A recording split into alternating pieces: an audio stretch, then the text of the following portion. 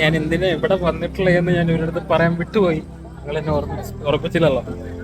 നമ്മൾ എന്തിനാ ഇവിടെ വന്നിട്ടുള്ളതെന്ന് പറഞ്ഞില്ല, ഞാൻ അവിടെ വ്ളോഗിൽ പറഞ്ഞില്ല. സോ ഞങ്ങളുടെ ബെസ്റ്റ് ഫ്രണ്ട് സരസുവിനെ കാണാനായിട്ടാണ് വന്നേക്കണത്, അതും സർപ്രൈസ് കൊടുക്കാനായിട്ട്.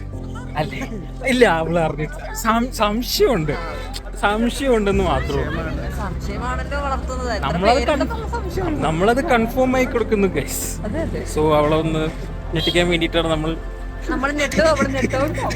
അത് നോക്കണം. അവസാനം നമ്മൾ നട്ടാലുള്ള എല്ലാ ചാൻസസും ഞാൻ കാണുന്നുണ്ട്.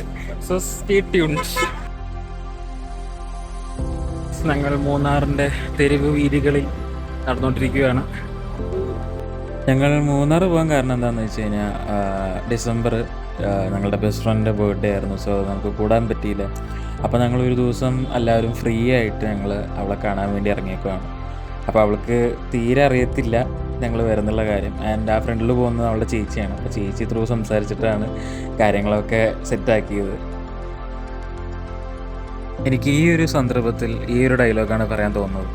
മറ്റുള്ളവരുടെ ജീവിതത്തിലേക്ക് ഇടിച്ചു കയറിയിട്ടും നമ്മൾ ചില സർപ്രൈസ് കൊടുക്കുമ്പോൾ അവരെ കണ്ണിലുണ്ടാകുന്ന പ്രകാശം, അതിന്റെ ഒരു രസത്തിലും ത്രില്ലൊക്കെ നമ്മളിങ്ങനെ ജീവിച്ചു പോകുന്നത്.